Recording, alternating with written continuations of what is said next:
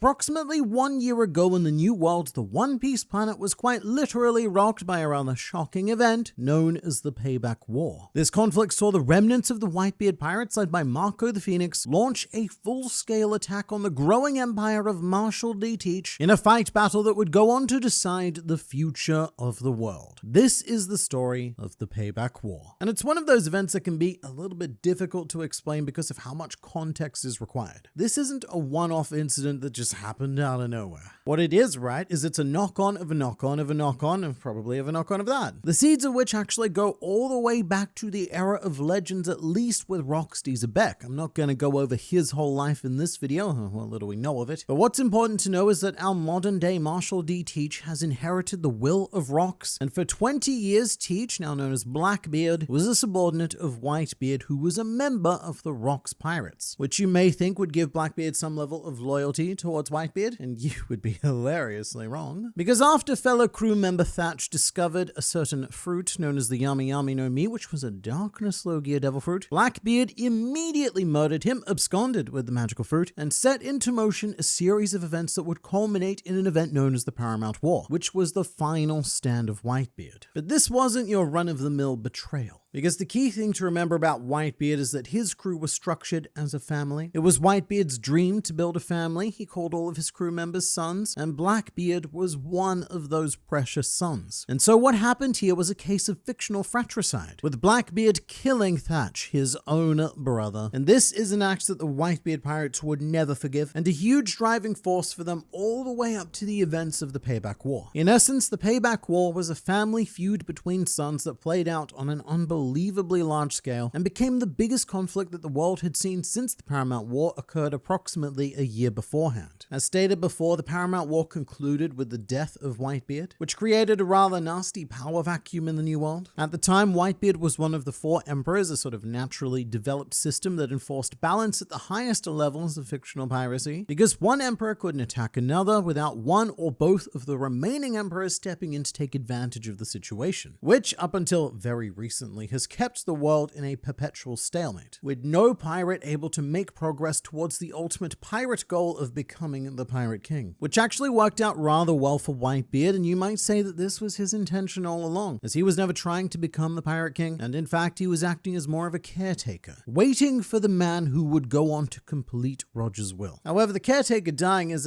a bit of a problem, because once that happens you'll find that your home falls into immediate disrepute, and so every territory that had been previously under the protection of Whitebeard was now more or less up for grabs following his death. And what proceeded to happen from here was an arms race to gobble up that delicious territory, as well as for new contenders to proudly shout their names in an effort to claim that newly vacant emperor spot. For example of this, Fishman Island would eventually be claimed by fellow Emperor of the Sea Big Mom, and an island called Food Volton would be taken by the great Brownbeard, who tried to make a name for himself, which is understandable, because his real name is Chadros Higglygiz. I genuinely don't know how to say this name. Higglygiz. Higglygiz? Doesn't matter how it's said, what matters is that it's a very clever pun in Japanese using the components of the word Brownbeard to form a larger name. And in English, the closest equivalent we have would be something like Browndros Rodriguez. But when it came down to it, the Brownbeards of the world were never in serious contention, and there were only 2 people who were ever going to inherit the title of emperor. One of which would be the aforementioned Blackbeard, the man who caused all of this to begin with, and the other primary, and many would say preferable candidate, was Whitebeard's former 1st Division commander Marco the Phoenix, who became the leader of what was left of the Whitebeard pirates following the Paramount War. And what happened here is actually a very interesting intersection on a graph, because the Whitebeard pirates, they suffered a pretty astonishing defeat at their Marineford, and so they were on their way down. But simultaneously, the Blackbeard pirates, they suffered a success, and they were on their way up, with the 2 meeting in the middle. But something I should clarify is that unlike many crew inheritance scenarios, it's never stated that Marco became the new captain of the Whitebeard pirates. Yes, he was their leader, but they don't appear to have had a concrete structure, and I think that's quite indicative of their strength, will, and organization going into this conflict. They were barely holding together as a crew. Without Whitebeard, they were severely lacking in leadership, and they were also lacking in his raw strength to protect all of their territories. However, there was one island that was non-negotiable, one one island that the Whitebeard pirates would sacrifice everything to keep. Now, as initially presented to us, the Payback War was an effort of vengeance launched by Marco, like a much larger scale version of Ace's quest to find Blackbeard and avenge the murder of Thatch. However, the actual cause is a bit more complicated and a lot more heartbreaking than that, because the catalyst of the Payback War was a tiny and, as far as the rest of the world is concerned, completely irrelevant location called Sphinx Island in the New World. Now, Sphinx isn't a hugely interesting location for pirates, marines, or other travelers these days because it's a nation composed of ruins with a population of 0, which is exactly what they want you to think. Because on this island, there's a secret village hidden behind a waterfall. A village that is quite possibly the most peaceful location on the entire One Piece planet, and that's because Whitebeard spent his entire life building it for that purpose. So Whitebeard, he grew up on the old incarnation of Sphinx Island, and back in his day, 60, 70 years ago, Sphinx was in quite a bad state, because they were extremely poor and didn't have the funds required to pay a heavenly tribute to join the world government. And that is a very big problem because Sphinx is located deep within the New World, which is already dangerous enough, but with no world government protection, it became a farming ground for pirates, slavers, thieves, and other ne'er-do-wells. And it was considered a lawless zone where the nation would be frequently sacked, rebuilt, sacked again, rebuilt again, etc. Just play that on a loop. And this cycle happened so regularly that it created distinct generations of what became known as Sphinx orphans. Because after every sacking, the adults in the village would either be killed or enslaved, leaving only the children behind to rebuild. And that's part of the reason why Whitebeard set out to sea to begin with. Yes, he had his personal dream of building a family, but he also used every berry he made plundering to fund, build, and maintain this secret Sphinx village. Because in the words of a very large cat, in a dirty world, there's no good or bad money, it's just money. And it's also very likely that Whitebeard to some degree actually used his devil fruit powers to create this hidden village. And so what Sphinx Island represents today is the legacy of Whitebeard, which led to the desire of the remaining Whitebeard pirates to protect it, and also to the desire of Blackbeard to attack and destroy what remained of his former captain because he's a prick. But the exact beginning of the Payback War is a little bit vague. Marco does state that Blackbeard invaded Sphinx Island, and in retaliation, the remnants of the Whitebeard pirates banded together to start the Payback War as a defensive maneuver, which is not how this event is known in the rest of the world. Whenever the Payback War is mentioned by those who weren't there to experience it, it's always told as a very bloodthirsty affair led by Marco, who just wanted to avenge his captain, and to be fair, that also. In fact, to this very day, Marco still says that he wants Blackbeard to pay for what he did, but this wasn't a superfluous conflict. It did have a core purpose, which was to protect this delightful little village. And in order to do so, the Whitebeard pirates mustered everything they had left, which was a core crew of 1,600 men, and when I say that, I mean men. There were no women on this crew, and they were all led by the remaining division commanders, including notable figures such as Diamond Jozu Vista of the Flower Swords, Pockets in His Face Flamenco, and never got a cool nickname Eizo, among others, many others. There's a lot of commanders, and this force is no joke. But it's also been implied that it wasn't just a conflict with the core crew, and the extended New World captains reunited once more for the Payback War. These guys are the Whitebeard equivalent of the Straw Hat Grand Fleet, and includes a lot of former members of the core crew like Whitey Bay, who to this day is still the only known female member of the Whitebeard pirates, apart from Kozuki Toki, I guess. But now prepare yourselves for big names, because also joining the Payback War was Pavlik Amadob, Bagley, Sleepy, Forlibs, Great Michael, Kolskin, and Thunderlord Magai, among others, so many others, all of whom were allegedly very big shot captains in the New World. But the point is that we're talking about a fighting force in the multiple thousands being represented by the side of Whitebeard. And what we know of Blackbeard is that he brought an equally as large army to the battlefield, and it's my personal speculation that Blackbeard may have acquired this army after he successfully commandeered the island of Hachinosu during the Rocky Port incident. That was where former Rocks Pirates member Ochoku was defeated, and Blackbeard became the new pirate overlord, inheriting thousands upon thousands of pirates who had made Hachinosu their home. So look, there are battles that have played out that have been much larger scale than this. The Paramount War, for example, featured at least 100,000 Marines, but that is very rare. And it may not necessarily feel like it, but the raid on Onigashima saw the Straw Hats and their forces take on 30,000 combatants working under Kaido. So the Payback War, it might seem a bit cute compared to that, but this event was still massive. However, when describing the Payback War, Nico Robin uses the term obliterated to describe the outcome. But I don't know if that's entirely fair, because on paper, this was a very even conflict, and I would even say that the Whitebeard pirates would have gone into it with an advantage, primarily because they knew knew how to fight cohesively, whereas the Blackbeard pirates are more of a force of anarchy. Plus, the Whitebeard pirates also knew the battlefield, and Blackbeard's core crew at the time were not all that impressive. Remember that this was either before or during the Great Devil Fruit Hunt, so most of the crew still had yet to be powered up to their final forms. But it would not be an exaggeration to say that this war was decided by one man, and it's not an exaggeration to say because that's exactly what Marco said. In the end, everything came down to Blackbeard and the fact that he had acquired Whitebeard's former devil fruit, the Gura Gura no Mi, a paramecia type that allows its users to create shockwaves so devastating that it has been said to be capable of quite literally destroying the world. And the Whitebeard pirates led by Marco didn't have a counter to this ability, an ability that they were used to fighting alongside, not against, which put them in an even worse position than most major pirates on the planet. Because in the case of figures like Big Mom and Kaido, they at least have experience fighting against this power. So this devil fruit alone would not overcome them, but Marco and the Whitebeard pirates had never even had to mentally conceive of how they would deal with this fruit. And so they were, as Nico Robbins says, obliterated. And this was the final full stop on the story of the Whitebeard pirates. Following this, the surviving crew members scattered to parts of the world that have only been described as wide and unknown. So unknown that following this event, we've only encountered 2 members out of the thousands that once comprised the most fearsome pirate crew on the planet. And it's just crazy to think that all of these heavy hitters have completely vanished. How could this world possibly go on without Great Michael? Well, it found a way, although it's not an outcome that anyone else wanted. But with Marco soundly defeated, the world had no choice but to recognize Blackbeard as the 4th Emperor of the Sea. And balance would be restored for about a year before Luffy and the Straw Hats returned and ruined everything. That is a different story though. But in regards to the former Whitebeard pirates, one of the 2 members that we have encountered since is 16th Division Commander Eizo, a man who had a bounty of 510 million berries, was a native of Wano and a former vassal of Kozuki Oden. And one of the biggest questions with Eizo is, what was he doing this whole time? Why didn't he just return to Wano, which was currently being ruled by Kaido? Well, one explanation is that Wano was visited by Ace, and Eizo could have heard about all of the fake Kozuki vassal deaths from Ace, with Eizo believing that everyone was gone and there was nothing left on Wano for him to return to. But eventually, Eizo heard an alternative fact and decided to return to Wano, as he took part in the raid on Onigashima and died in a battle against a CP0 member named Maha, very much continuing the morbid and tragic legacy of the Whitebeard pirates, and leaving us with just one known member to linger on, being Marco himself, who also participated in the raid but survived. But one big question mark I do have about the Payback War in general is the status of Sphinx Island. Following the conflict, Marco effectively retired from piracy and became a doctor in the secret village, which Blackbeard apparently didn't destroy despite invading Sphinx Island, which again was the catalyst for this war in the first place, and Blackbeard also won the war, meaning that there was nothing that could have stopped him destroying it. My best guess is that the Sphinx village was hidden so well that the Blackbeard pirates just never found it. But also, if Marco decided to summon the full force of the Whitebeard pirates to defend it, then you would think that maybe Blackbeard might have looked a little bit harder, because it doesn't appear to be too hard to find, as some dude named Rattel found it and led a marine assault on the village in the hopes of finding some more tangible treasure left by Whitebeard. And this happened during the time that Marco was away participating in the raid on Onigashima. But Edward Weevil, the alleged son and likely botched clone of Whitebeard, stepped in to defend the village, which resulted in them calling Admiral Greenbull to apprehend Weevil. And again, despite winning, the invaders of Sphinx Village just decided to leave it alone. It's been a very lucky little village. But Marco has not been a very lucky little birdie and is finding it quite difficult to retire, as this event may once again drag him off the island to deal with a potential Edward Weevil rescue mission, as he is also the legacy of Whitebeard in some way, shape, or form. But even though it was a brutal, humiliating, and history-making loss, the remnants of the Whitebeard pirates did complete what they set out to do. It cost them everything, but launching the Payback War did preserve the Sphinx Village in an act that I'm going to describe as somehow. And this war has played an important role in setting the stage for the final conflict of One Piece. Although in this case, I'd say it's done a lot more to prop up the antagonistic forces of Blackbeard than it has done to assist the dawn of the world being brought about by Luffy, if it's done anything to assist that at all. But that is the story of the Payback War. To the world, this event is known as a futile quest for vengeance, but to everyone who matters, this was a successful effort to preserve the legacy and will of Edward Newgate.